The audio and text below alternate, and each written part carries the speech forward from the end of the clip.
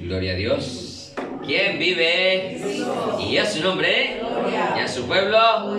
¿Cuántos somos bendecidos? Amén. ¿Cierto que rico es tener el pensamiento de irnos con el Señor?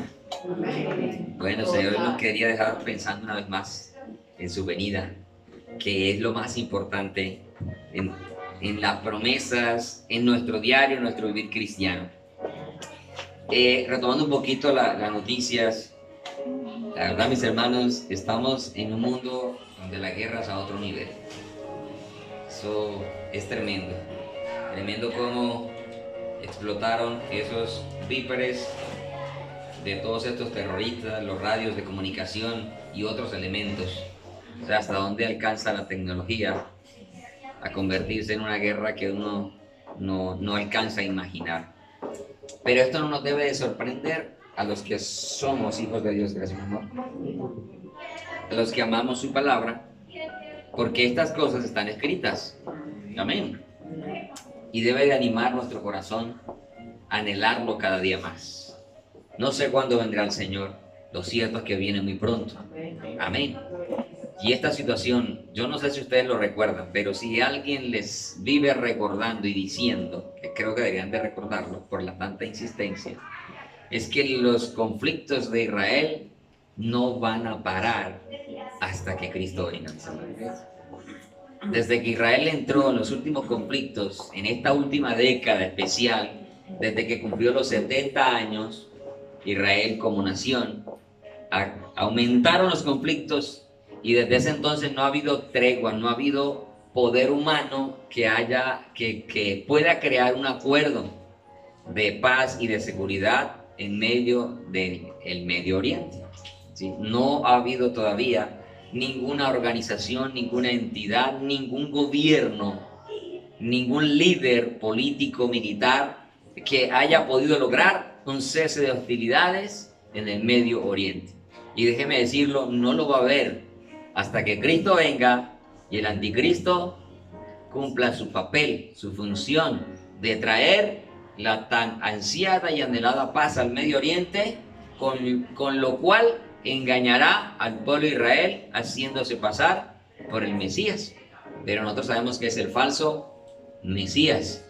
Y esto sabemos por la Escritura que no sucederá, el anticristo no se manifestará hasta que lo detiene, que es la iglesia del Señor, la novia, la amada, la desposada de Cristo, sea quitada del medio. Lo que significa, mis amados hermanos, que en cualquier momento nos vamos con el Señor. Amén. Por eso cada día anhelemos más su venida. Amén. Busquémosle más de corazón sincero. Alejémonos ya de toda clase de pecados, de toda excusa para buscar del Señor, para orar, para escudriñar las Escrituras, para congregarnos. Ya dejemos de lado eso, mis hermanos. Y de verdad cada día consagrémonos más para el Señor. Amén. Porque recordemos, sin santidad nadie verá al Señor. Entonces necesitamos cada día vivir en santidad. Bien, vamos a ir a la palabra para que entonces analicemos el mensaje. Lucas, capítulo 21.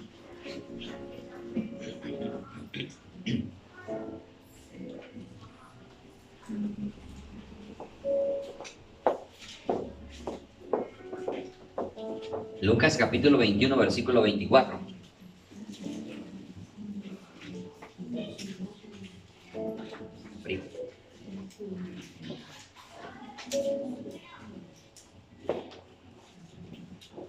Si lo tienen, se puede colocar sobre su pie, por favor, hágalo.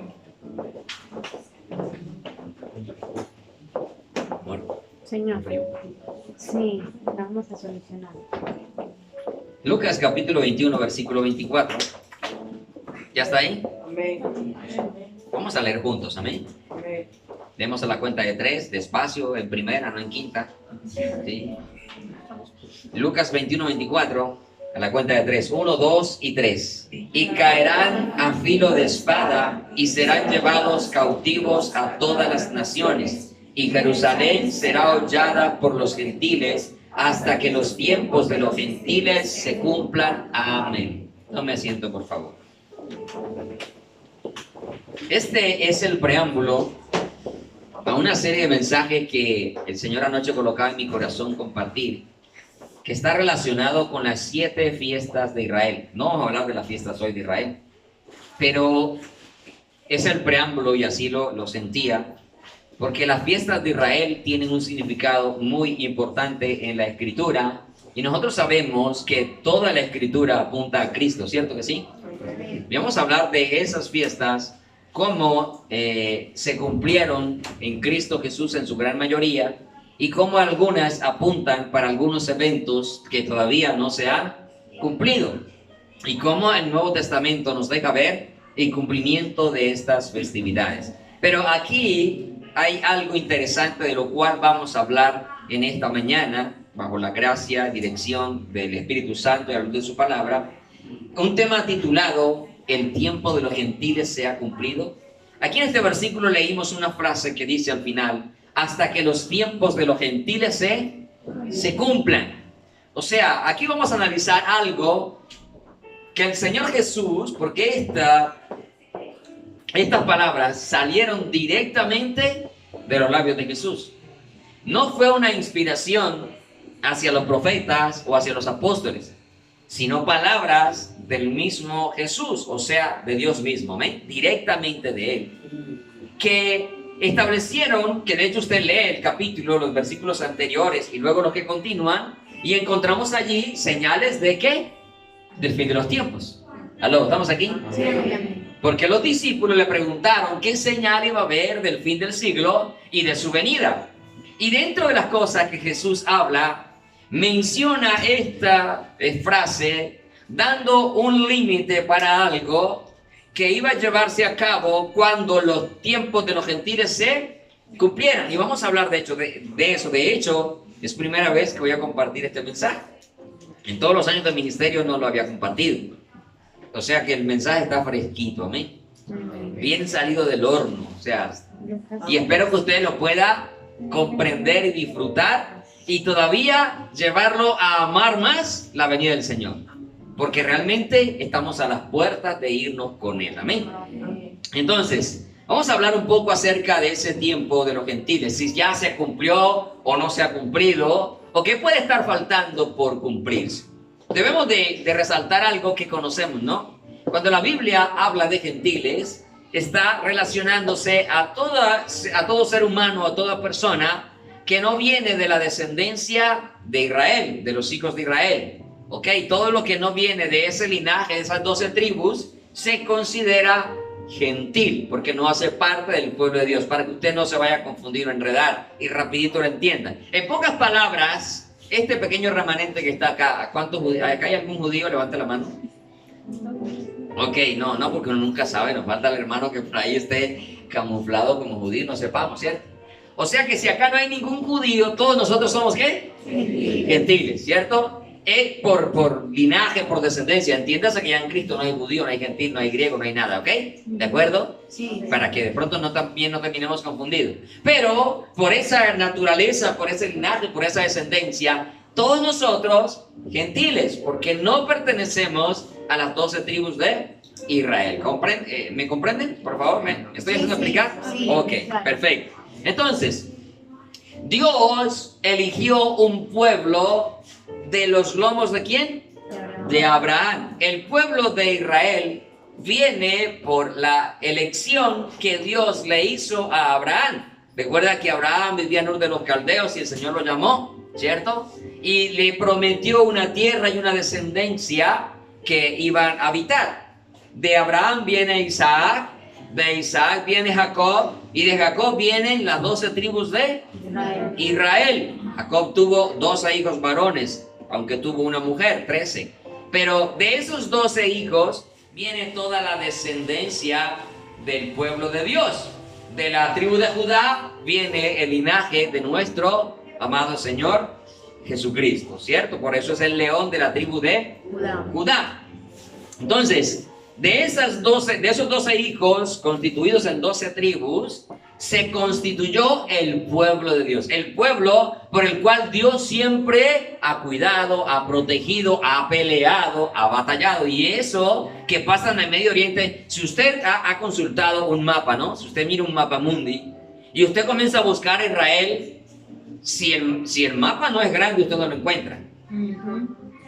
Si usted no tiene un mapa grandecito, amplio, usted no encuentra fácil a Israel, porque es un territorio demasiado pequeñito. Es un pueblo muy pequeño, con decirle que Antioquia es más grande que Israel. Imagínense, nosotros vivimos en un departamento de un país, y nuestro departamento en el que vivimos es más grande que la nación de Israel. Israel ha tenido todos los enemigos que usted busque en la historia, habidos y por haber, empezando precisamente por los egipcios, por babilonios, por medopersas, por griegos, por romanos, por otomanos, y enseguida vamos a tratar de mencionar algunos de ellos. Y a pesar de toda que estos imperios han querido desaparecer o destruir un pueblo tan pequeño, no han podido. De hecho, si usted recuerda, Jacob, cuando José es vendido como esclavo y llega a Egipto, ¿cierto? Y luego él va por su descendencia, por su padre, por sus hermanos, y entraron como 70 personas, ¿recuerdan?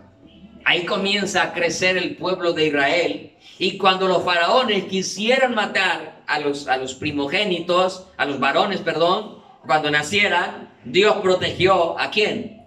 A Moisés. Y luego Moisés, por mano de Moisés, Dios saca al pueblo de Israel. Entraron 70 y salieron aproximadamente unos 2 millones. Aunque varones de 20 años hacia arriba se contaron solamente los de 20 años hacia arriba, no se contaron las mujeres ni los niños, pero los hombres de 20 años hacia arriba eran como 600,000. Sí. O sea que un promedio realmente como de 2 millones de personas salieron. Salieron por un desierto donde no había comida, donde no encontraban, y que por eso usted ve que renegaron y dijeron, vea, ¿por qué salimos? ¿Por qué nos sacaron de Egipto? La cebolla, los puerros, los ajos, ¿recuerdan eso, no? Sí. ¿Sí? La comida, la carne, y se quejaban porque obvio en un desierto pues no hay abundancia de comida. Pero Dios ahí los sostuvo, los llevó y los introdujo a esa tierra con Josué por guerras y todo lo que vemos al día de hoy. Israel sigue siendo un pueblo de guerra. Y usted por eso lee en la escritura muchas veces que Jehová es varón de guerra, que Él es Jehová de los ejércitos, ¿cierto? Y aunque ese pueblo es demasiado pequeño y tiene enemigos tan grandes y poderosos, hasta el día de hoy, casi 6,000 años después de que se creó el primer hombre, Israel sigue existiendo. Pero los egipcios, el imperio egipcio ya no existe, ¿cierto que no? Los medopersas tampoco. Los babilónicos tampoco, los griegos tampoco, los romanos tampoco, ¿sí o no? Y el pueblo de Israel, pequeñito, que no llega a 20 millones de personas, de habitantes, es más, no llega a 15, no recuerdo en este momento, pero no llega ni siquiera a 15 en el mundo entero. Allá en Israel, el pueblo, la nación, perdón, los habitantes en el momento están alrededor de 10, 12 millones de habitantes, son todos los habitantes de la nación. Y de un pueblo pequeño, y aún así no lo han podido destruir. ¿Por qué? Porque sigue siendo el pueblo de Dios. Por eso yo insisto tanto, cuando usted vaya a hablar de Israel, por lo que allá pasa, cuando usted no entiende la historia bíblica, cuando usted no entiende lo que está pasando, no vaya a empezar a hablar mal de la nación de Israel. Hermano, hay cosas que no nos competen a nosotros juzgarlas. Porque, como dice en Romanos, ¿quién eres tú para que juzgues al criado ajeno? Israel sigue siendo criado del Señor, no nuestro. Y Dios ajusta cuentas con él. Lo digo porque hay cristianos que se levantan en contra del mismo pueblo de Israel. Y nosotros ya reemplazamos al pueblo de Israel. No, la iglesia no ha reemplazado al pueblo de Israel. El pueblo de Israel sigue siendo el pueblo de Dios. Y en este momento está en guerra y grande. Es más, la última noticia dice que Hezbollah está preparando misiles o armamento no utilizado hasta ahora en la guerra, pero que lo va a usar después del sepelio, el entierro del segundo líder al mando militar que ellos tenían, que Israel dio de baja en estos días, juntamente con otros líderes que estaban en una reunión precisamente planeando cómo atacar a Israel. Ya llegó, pum, y acabó con sus vidas, ¿cierto? Entonces, tengamos cuidado. Nuestro deber es orar por Israel. Así no entienda, Señor, bendiga a la nación de Israel. Amén. Los que conocemos la profecía entendemos un poco más, y obviamente lo que está mal, pero que los juzgue el Señor. ¿De acuerdo? Entonces ese pueblo pequeño, al día de hoy, sigue siendo un pueblo que militarmente ha avanzado más que otras naciones grandes y poderosas, como los mismos Estados Unidos, como la misma Rusia, la misma China. Tiene un nivel de defensa que las otras naciones le compran a ellos. ¡Qué tremendo! ¿Recuerdan que hubo un rey que creó armas de guerra? Y que Dios le empezó a dar sabiduría y hizo las primeras armas de guerra, las hace este rey. Pero cuando él fue grande, dice la Escritura que su corazón se ensoberbeció. O sea, Dios le ha dado sabiduría a su pueblo. Sistemas de defensa llamado Onda de David, por ejemplo. Nombres bíblicos, porque saben el Dios que tienen. Amén. Sí, sí, amén. Entonces Dios les ha dado sabiduría, pero también Dios mismo los ha protegido por su propia mano, porque recuerda que Dios mismo peleó por Israel en muchas ocasiones. Sus ejércitos no tuvieron que ir a la batalla, los mismos enemigos se eliminaban entre ellos. Y eso está a punto de pasar nuevamente, pero nosotros quizás no vamos a ver eso. Bien, entonces, pero el pueblo de Israel, aunque sigue siendo el pueblo de Dios, ha sido un pueblo que su corazón se ha endurecido. Y como su corazón se ha endurecido, nosotros entramos en un privilegio. Vamos a leer un poco al respecto.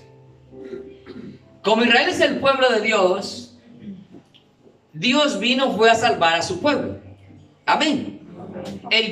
Digámoslo en cierta manera para hacerme entender. El objetivo principal inicial, aunque Dios todo lo sabe, amén. Pero el propósito principal de la venida de Jesús como Mesías, como Salvador, fue a salvar a Israel. ¿Aló? Amén. Romanos 1:16, por ejemplo, lo hablamos ahí. Hablando Pablo a los romanos dice, porque no me avergüenzo del evangelio, porque es poder de Dios para salvación a todo aquel que cree. Pero mire cómo termina el versículo, al judío primeramente. El objetivo principal fue salvar ¿a quién? A la nación de Israel, ¿cierto? Al pueblo de Israel. Siempre la salvación en medio de los diferentes conflictos, ya hablando de salvación de guerras y de otras situaciones que ha habido Israel, ha sido para el pueblo de Israel, ¿cierto? Entonces, el principal objetivo, o el primero, digámoslo, de esos objetivos, fue salvar a la nación de Israel. Por ejemplo, en Hechos capítulo 2, otro pasaje más. Hay muchos pasajes que nos dejan ver claramente esto. Hechos 2, 36 al 39 dice, sepa pues ciertísimamente toda la casa de Israel. ¿La casa de qué? Israel. Aquí no dice sepan ustedes paisas, ¿cierto? Bogotanos, venezolanos, mexicanos. No, sepa toda la casa de Israel que a este Jesús a quien vosotros crucificasteis, Dios le ha hecho Señor y Cristo. Al oír esto se compungieron de corazón y dijeron a Pedro y a los otros apóstoles. ¿De dónde eran los apóstoles? De Israel. Ninguno era paisa, ¿cierto? No era colombiano, no era de otra nación, eran de Israel. A los otros apóstoles, varones hermanos, ¿qué haremos? Pedro les dijo, arrepentíos y bautícese cada uno de vosotros en el nombre de Jesucristo para perdón de los pecados y recibiréis el don del Espíritu Santo. Versículo 39, presta atención a esto porque aquí no está la idea.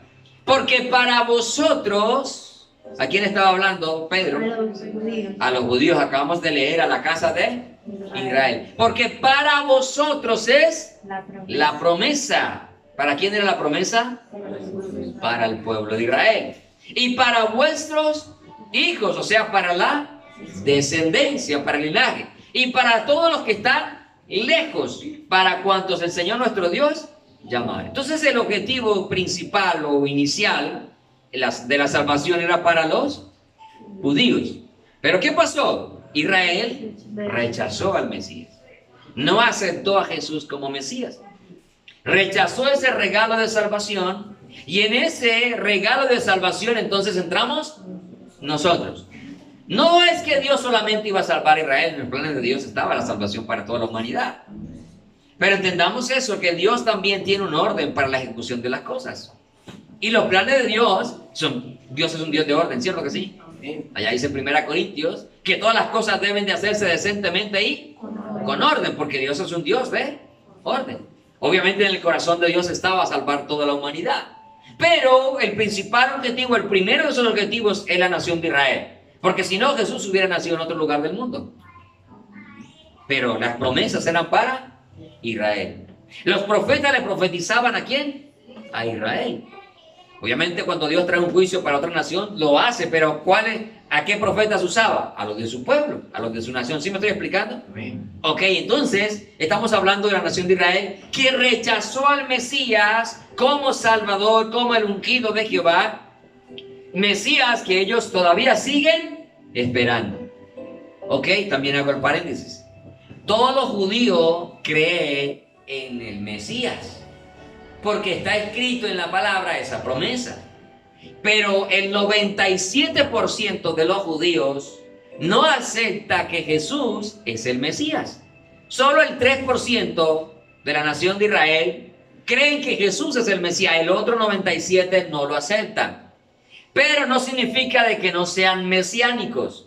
Siguen siendo mesiánicos porque esperan al Mesías o porque creen en el Mesías. De hecho, por eso el anticristo se aprovechará de ellos y se presentará como el Mesías que ellos esperan en las Escrituras. Y más porque les traerá la paz. Y el Mesías es príncipe de paz. Entonces, como Jesús no le trajo paz física a ellos cuando estaban bajo el imperio, el dominio romano, no lo aceptaron. Es más, no aceptan unas palabras jamás que dice la Escritura cuando Jesús dijo, no he venido a traer paz sino espada. Y donde ellos dicen, ¿cómo así que el Mesías no trajo paz? Si el Mesías es príncipe de paz. Pero la primera paz que Dios trajo, que el Señor trajo, es la paz espiritual.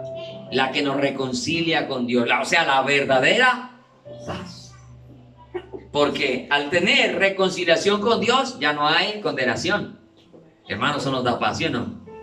Ahorita puede que tengamos necesidades, problemas de salud, pero sabemos que un día eso terminará. Y por eso la paz de Dios sobrepasa todo.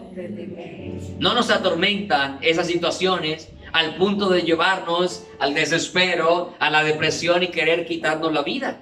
¿Por qué? Porque ya hemos entendido cuál es la paz verdadera que alberga nuestro corazón, aunque también habrá una paz física.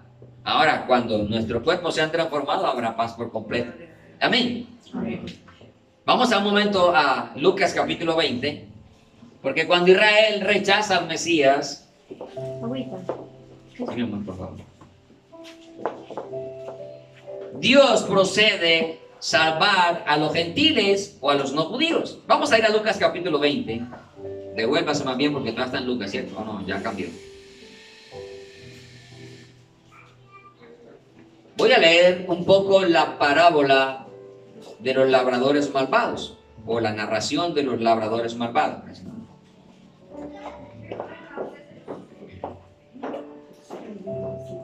Lucas 29, no sé si ya les dije el versículo. Dice así la palabra de Dios. Leo rápidamente, ¿no? Comenzó luego a decir al pueblo esta parábola. Un hombre plantó una viña, esa viña es Israel. Se está refiriendo a Jerusalén, a Israel. La arrendó a los labradores y se ausentó por mucho tiempo. Y a su tiempo envió un siervo a los labradores para que le diesen del fruto de su viña. El Señor siempre espera recibir un fruto a cambio. Pero los labradores le golpearon y le enviaron con las manos vacías. Volvió a enviar a otro siervo, mas ellos a este también golpeado y afrentado le enviaron con las manos vacías. 12. Volvió a enviar a un tercer siervo, mas ellos también a este echaron fuera herido. Entonces el señor de la viña dijo, ¿qué haré? Enviaré a mi hijo amado. Quizás cuando le vean a él le tendrán respeto. En otras palabras, voy a resumir aquí lo que estoy leyendo. El Señor envió a los profetas antes de enviar a su hijo amado. Envió a los profetas para hablarles al pueblo, para volverlos a Dios, para confrontarlos con su pecado. Pero ¿qué hicieron en la gran mayoría con los profetas? Los mataban, ¿cierto? A los profetas mataron, dice la Escritura. Los mataban, los encarcelaban. Los dejaban allá sobreviviendo con pan y agua. Los encerraban. Los metían en los pozos. Como usted lee en las Escrituras, a más de un profeta golpeaban y mataban. Entonces, como no tenían respeto a esos profetas, a esa palabra que Dios enviaba, para que el pueblo se volviera, el Señor decide enviar ¿a quién? A su Hijo amado, ¿cierto? O sea, este Hijo amado es Jesús. Versículo 14. Mas los labradores al verle discutían entre sí diciendo, tal cual pasó esto, ¿no? Con la vida de Jesús. Discutían, ¿qué vamos a hacer con este? La gente lo está siguiendo. Le tendieron una trampa por un lado, por el otro, ¿cierto? Al verle discutían diciendo, este es el heredero, venid, matémosle para que la heredad sea nuestra. Y le echaron fuera de la viña y Jesús murió fuera de la ciudad. Le mataron fuera de la ciudad. Tal cual como sucedía con algunos sacrificios. Y dice, le mataron, le echaron fuera de la viña y le mataron. ¿Qué pues les hará el Señor de la viña? 16. Vendrá y destruirá a estos labradores. O sea, ¿qué iba a ser el dueño de la viña? Justicia. ¿Cierto? Justicia. Castigo iba a traer. ¿Cierto? Y dará su viña a otro. Y este es el punto a meditar acá.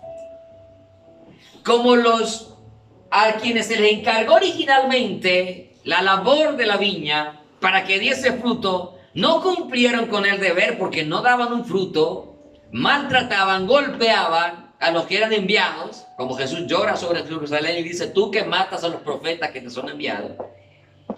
El Señor envía a su Hijo, como no reconocen a su Hijo, como no lo aceptan, sino que le mataron, entonces la viña pasó a otros. La responsabilidad pasó a otros. Y ahí es donde el Señor se viene a usar a los gentiles para la predicación de la palabra de Dios. Israel tiene un silencio. Históricamente se habla de un periodo de silencio intertestamentario entre el último profeta y cuando ya comienza Juan el Bautista, que se habla en promedio de unos 400 años, donde no hubo palabra de Dios, donde hubo un silencio, o sea, no había revelación a los profetas para que le hablaran al pueblo. Bueno, después de la muerte de Jesús, en Israel también ahora hay un silencio, pero mucho más largo, aunque ya tienen la palabra de Dios escrita. Pero es como si hubiera un silencio también entre el periodo de la muerte de Jesús, un poco más allá, que vamos a hablar enseguida, hasta un periodo que pronto volverá a haber una palabra de Dios directamente para su pueblo. Estoy hablando del pueblo de Israel, amén, no de la iglesia. Ahora, como el pueblo de Israel no toma la responsabilidad, no la cumple, dice acá el texto que el Señor, ¿qué? Le dio su viña a otros. Mateo 21:43, para aclarar un poquito más esto. Mateo 21. Mateo 21:43.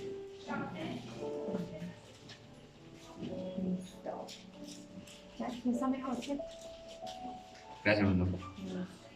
Dice, por tanto os digo que el reino de Dios será, está hablando también de la misma historia, ¿ok? Pero acá hay una expresión que no la tiene Lucas. Por tanto os digo que el reino de Dios será quitado de vosotros. O sea, ¿de quiénes serán esos vosotros? Los judíos, la nación de Israel, ¿ok? El reino de Dios será quitado de vosotros y será dado a gente que produzca los frutos del...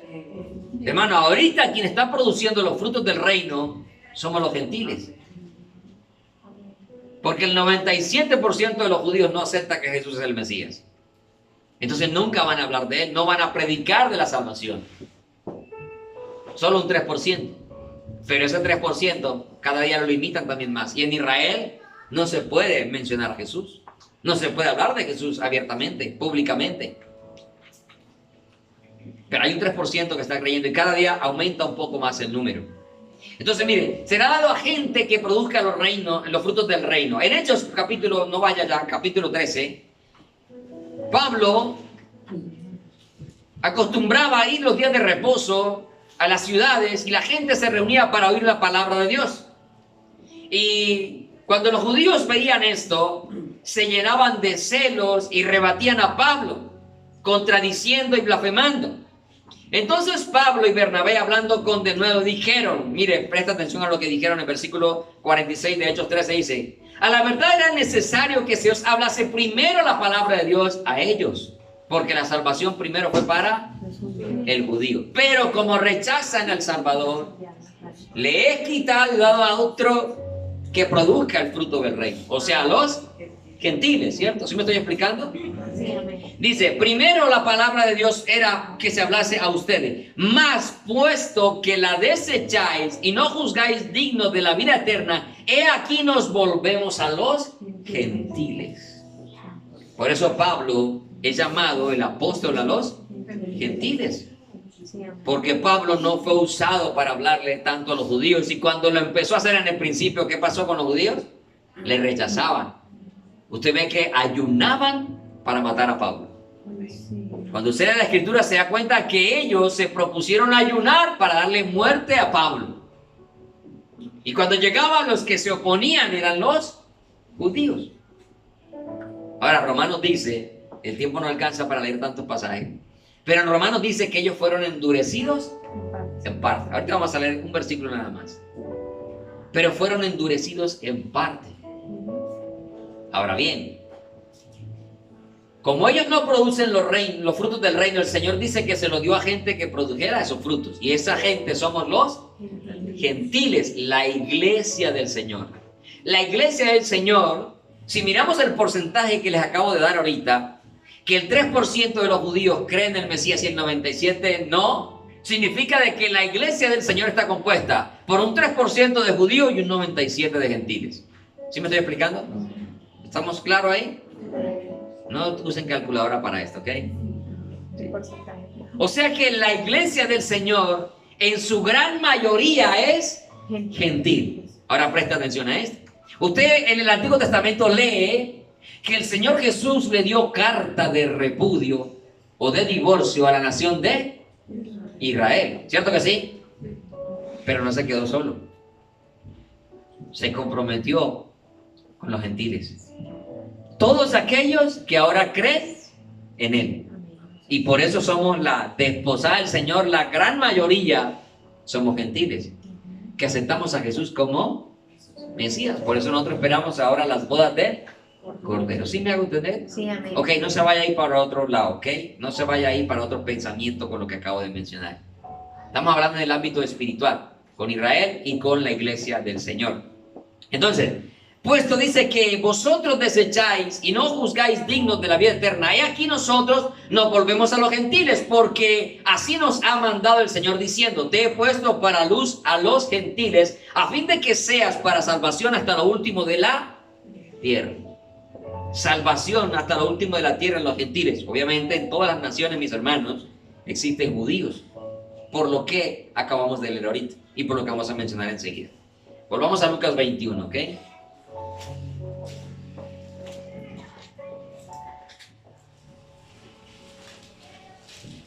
Recuerden, el contexto de Lucas, que también está en Mateo 24, al Señor le pregunta qué señal habrá de tu venida y del fin del siglo. Y el Señor le comienza a decir, y oiréis de guerra, mira que nadie los engañe, porque vendrán muchos en mi nombre, engañarán a muchos, oiréis de guerra, rumores de guerra. ¿Y qué está pasando allá?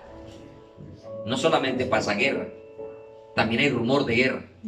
Porque sabe, otras naciones van a aprovechar para unirse en esta oportunidad a Hezbollah. Es más, ya están haciendo ataques de Yemen y de otras ciudades, de otros países, perdón, fuera de la nación de Israel. O sea, lo que el Salmo 83 relaciona.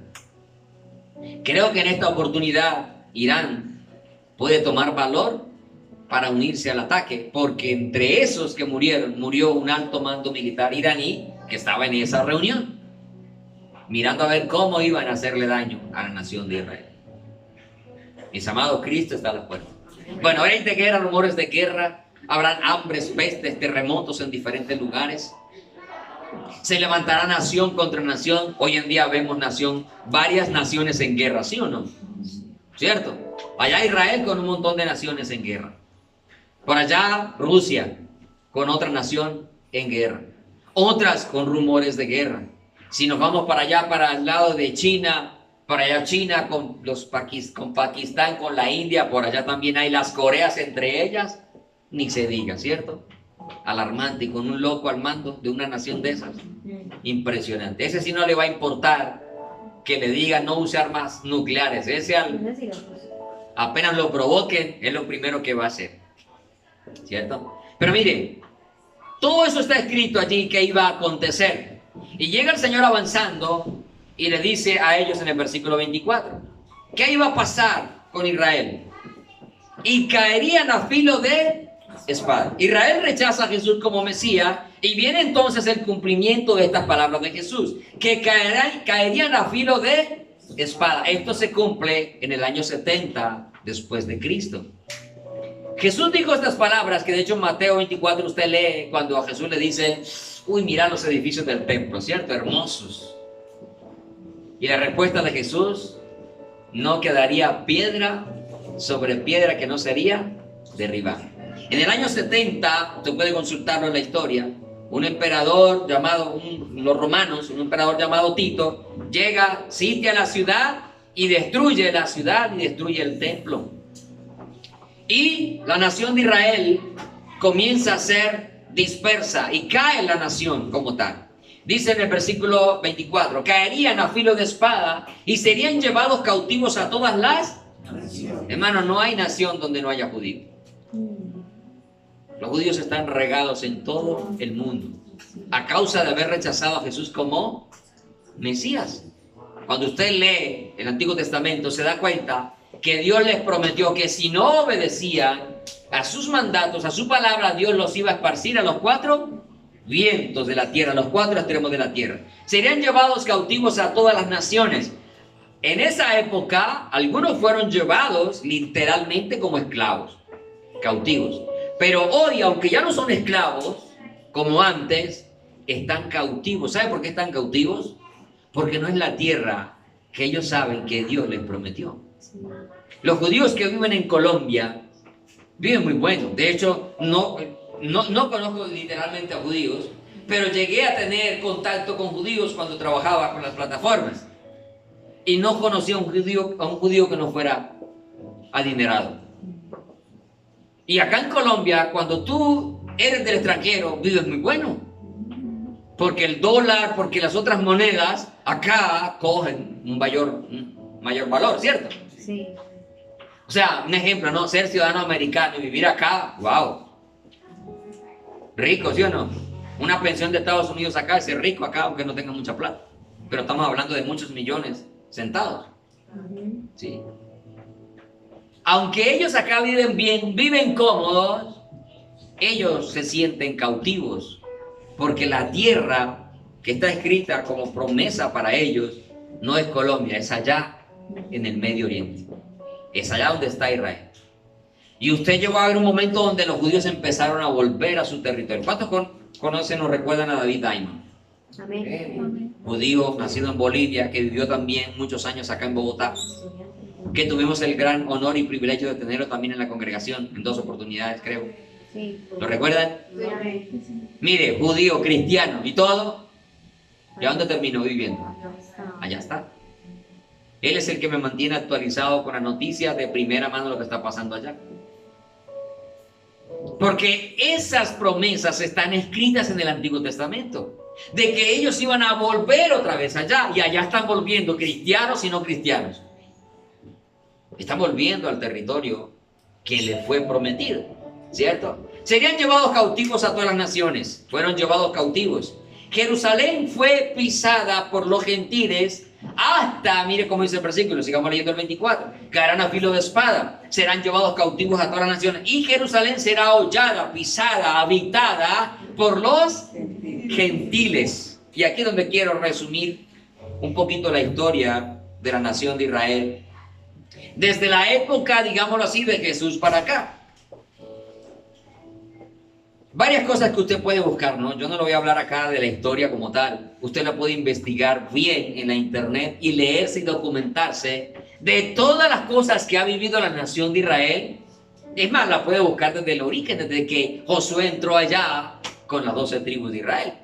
Y se va a dar cuenta todo lo que cuenta la historia, que obviamente cuando leemos la Biblia nosotros sabemos que así sucedió, ¿cierto? Pero desde la época de Herodes hasta la destrucción del templo, estamos hablando del año 70 después de Cristo. En otras palabras, unos 37 años después de que Jesús subió al cielo, viene la destrucción del templo, que en varias oportunidades han intentado volver a construir pero no han podido. Y que 2000 años después, casi 2000 años después, el anhelo de todos los judíos es que se construya el templo, porque está escrito en las profecías, en el Antiguo Testamento, el nuevo templo que se levantará, que se construirá tan pronto el anticristo haga o confirme el acuerdo de paz con las demás naciones, porque ahorita no se puede construir el templo.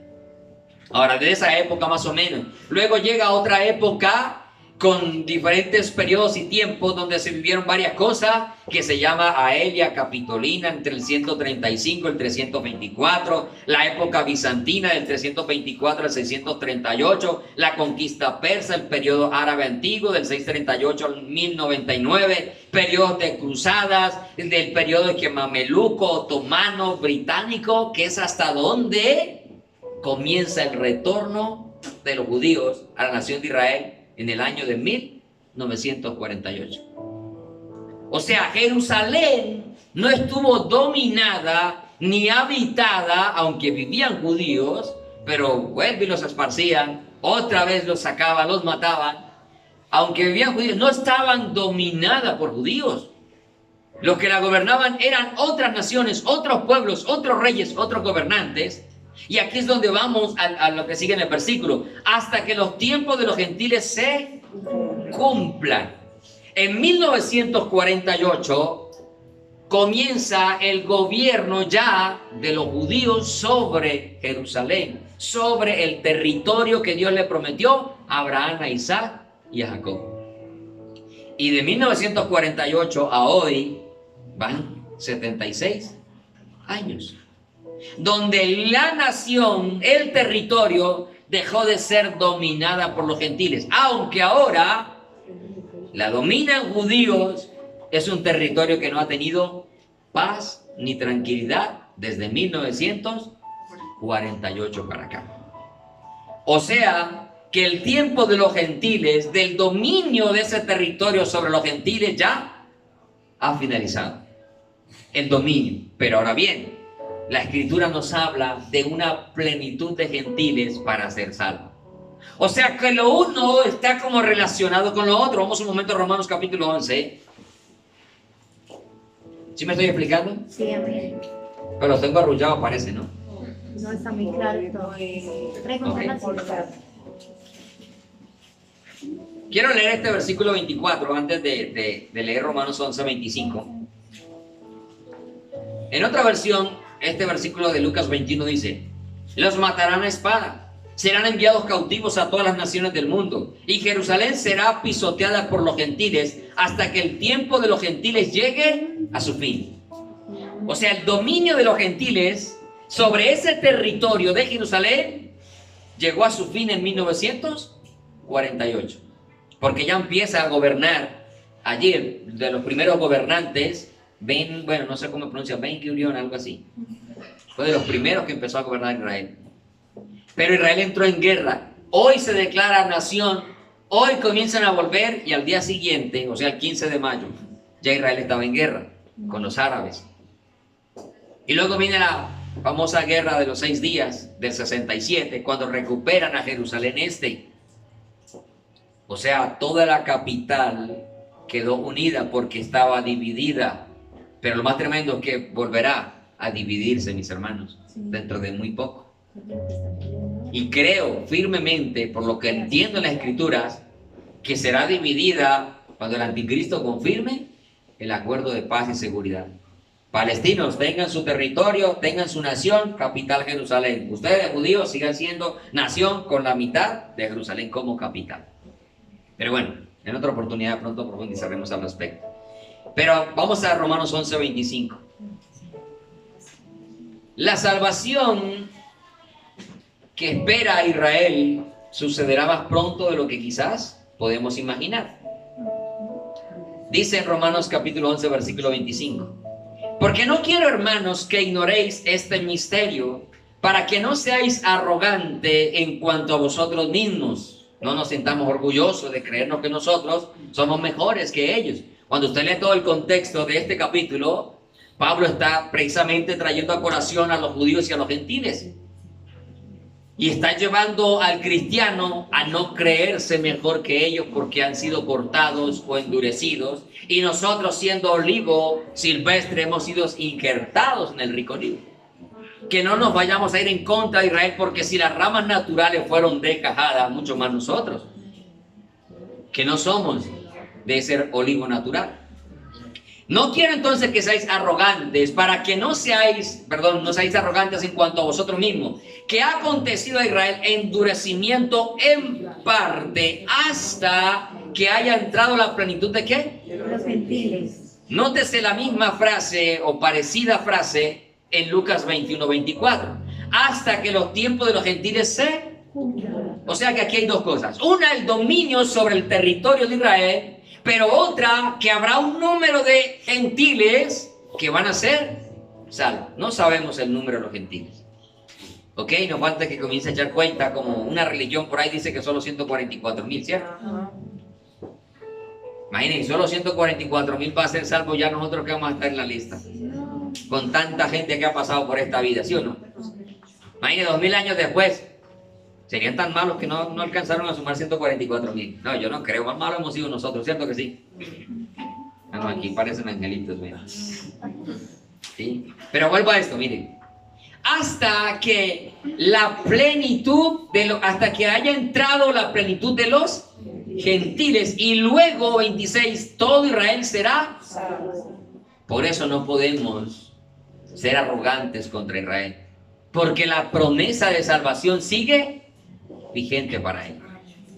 Ahora, fueron endurecidos para favorecernos a nosotros.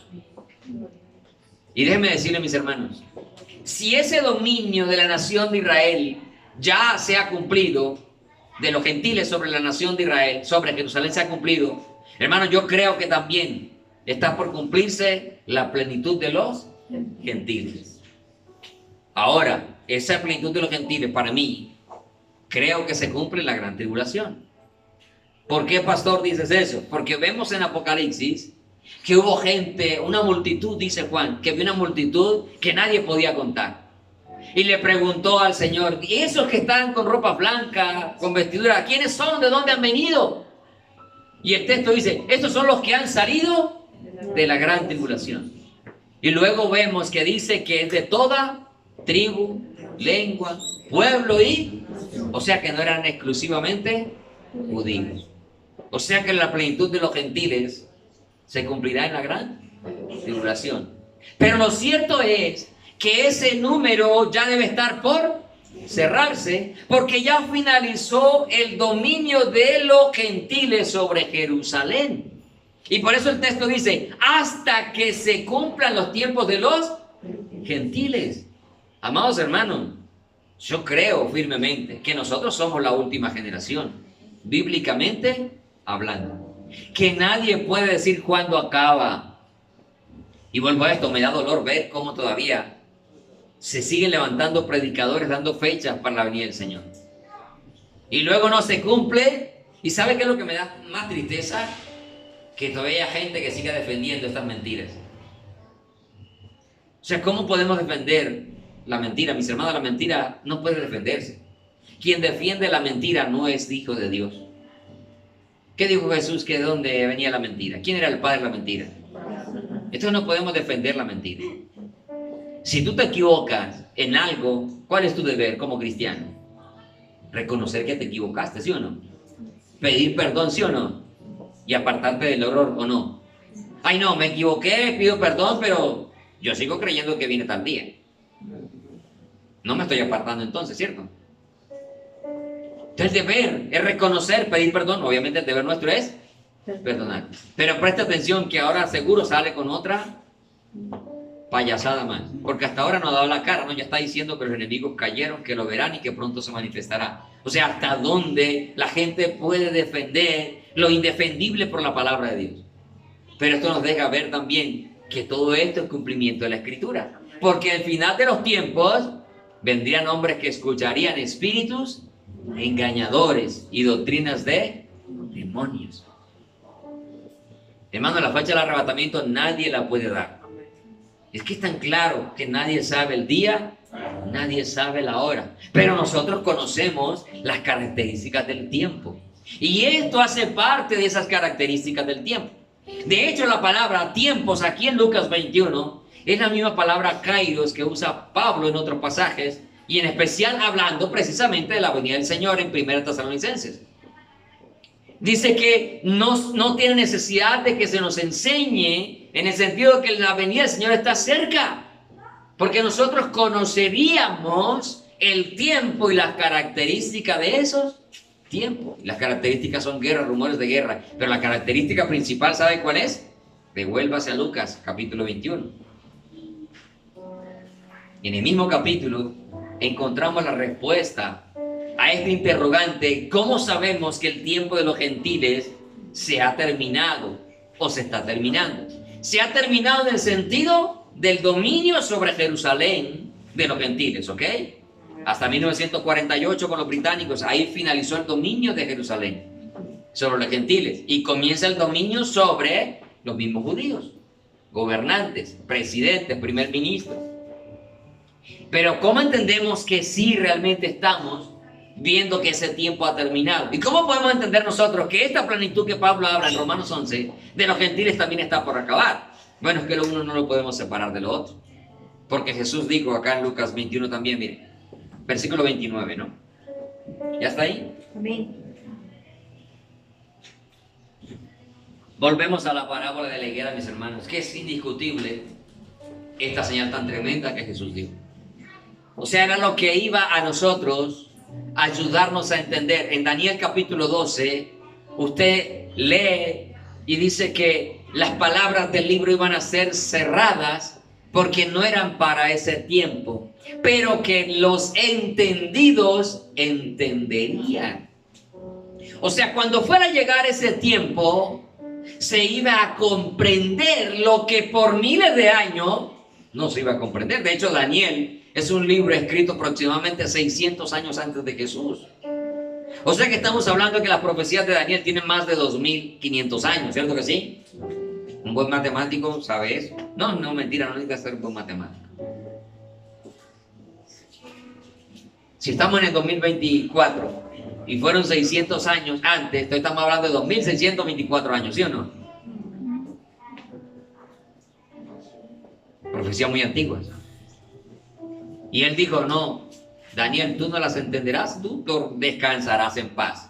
Pero al final los entendidos entenderán. Y aquí estamos entendiendo esta parábola. Lucas 21, 29. También les dijo una parábola: mirad la higuera y todos los árboles. La higuera representa a Israel. Cuando ya brotan, viéndolos, sabéis por vosotros mismos. O sea, nosotros mismos estamos comprobando esto, mis hermanos. Sabiendo por vosotros mismos que el verano está ya cerca. Brotar las hojas era porque en el invierno, se lo mencionaba, creo que fue el domingo pasado, en el invierno la higuera parece muerta, pero cuando va a llegar el verano comienzan a salir las hojas. Israel, Jerusalén, el pueblo, la nación, el territorio, estuvo así como muerto por casi 2000 años. Ahora, ¿recuerdan el valle de los huesos secos? Ezequiel capítulo 37. Dice que el profeta empezó, lo llevó el espíritu y vio un valle de huesos secos, pero muy secos. O sea que el muerto estaba bien muerto hace mucho tiempo. O sea que el muerto duró muerto mucho tiempo, porque esos huesos estaban demasiado secos. Pero por un momento los huesos empezaron ¿a qué? A juntarse. Luego de que se juntaron los huesos, empezó a crecer sobre ellos tendones, carne, subió piel. O sea, se formó nuevamente el cuerpo. Hermanos, esos huesos, dice Ezequiel, son la casa de Israel, ¿cierto que sí? Ahora bien, Israel empezó los huesos, porque como estaban enterrados en las naciones hacía mucho tiempo, estaban muertos prácticamente. Cuando vuelven a su territorio, en 1948 es que empiezan los huesos a juntarse. Crece carne, crece piel, porque la nación empezó a prosperar. El desierto empezó a florecer. Vaya, mire Israel hoy en día. 76 años después, ninguna nación en el Medio Oriente es tan próspera como ellos, a pesar de la guerra. Pero dice que no había en ellos espíritu. O sea, se formó el cuerpo con carne, pero el cuerpo está muerto todavía. ¿Sabe por qué está muerto el cuerpo? ¿Sabe por qué está muerto todavía la nación como tal? Porque mientras no reconozcan a Cristo como Mesías, no tendrán vida. El que tiene al Hijo, dice en el Evangelio de Juan, tiene la vida. El que no tiene al Hijo no tiene la vida. Solo Cristo es el camino, la verdad y la vida. Pero la promesa está. Y luego dice, profetiza al Espíritu. Israel ya está formado. Ya volvió, ya hay tendones, ya hay carne, ya hay piel. Pero falta en ellos la vida. Por eso entendemos que es el último tiempo. Brotaron las hojas. Las ramas empezaron a reverdecer. Mire, por eso saben ustedes mismos, o sea, no hay necesidad de que otro venga a contárnoslo desde lejos. Lo podemos entender. Que el verano está cerca, o sea que la venida del Señor está cerca. 31. Así también vosotros, cuando veáis que suceden estas cosas, sabed que está cerca el reino de Dios. ¿Quién es el reino de Dios? Cristo Jesús. O sea, está cerca, está que viene. 32. De cierto os digo que no pasará esta generación hasta que todo esto acontezca. Y esto es lo que lleva a las personas a calcular fechas. Realmente no sabemos exactamente cuánto dura una generación. Por lo que dice el Salmo 90:10, creemos de 70 a 80 años. Y cuando vemos a Israel entre el 70 y el 76, nunca había tenido tantas situaciones tan difíciles como esta. Entendemos que estamos en ese periodo. Entendemos que estamos en ese tiempo. Pero definitivamente no podemos especificar un día exacto. Pueda que este sea nuestro último día, pero pueda que nos duren semanas, pueda que duremos meses, incluso pueda que todavía duremos años. Pero lo que no creo es que sean muchos los años. Y yo sigo creyendo que esta puede ser la última década de la iglesia sobre la tierra. Ojo, dije la iglesia sobre la tierra, no dije del fin del mundo. ¿Ok? Vuelvo a mencionar esto, el fin del mundo todavía no es. Pero que los juicios de Dios, que el Apocalipsis, en su gran mayoría está por suceder, sí, mis hermanos. Pero a nosotros no nos debe asustar eso, ¿ok? La iglesia del Señor no tiene temor de estas cosas, porque nos vamos con Él. Vuelvo a esto, no pasará esta generación hasta que todo esto acontezca. El cielo y la tierra pasarán, pero mis palabras no pasarán. En una oportunidad dije, ¿no? Y yo me sigo sosteniendo con eso. Si yo llego a morir por la naturaleza del hombre, ¿cierto? Y llegar a viejito y morir bien anciano, y el Señor no ha venido, ahí yo empezaría a dudar de que la palabra de Dios es verdad. Porque es que yo todavía estoy muy joven, ¿no? Y considero que pudiera durar otros mismos años de los que tengo. Uy, ¿en serio? ¿Ustedes no lo creen? Gracias por la sinceridad. Hoy me doy cuenta. Señor, gracias por quitarme el pelo. No lo creen. ¿No creen que puedo durar otros 44 añitos más? ¿Qué son 44 años de edad? Nada. Cuando yo miro hacia atrás, yo veo nada. Pero la generación de 1948 hoy ya tiene 76 años. ¿Cierto que sí? Difícilmente esos sí van a vivir otros 44 años más. ¿Cierto que no? Sí, eso no creemos que vivan. Entonces creemos que el Señor puede venir muy pronto. Y la situación que se está viviendo hoy 22. ¿Qué día es hoy? 22, ¿cierto? Hoy es tan crítica que la misma ONU está diciendo hoy que para el Medio Oriente se avecina una catástrofe global.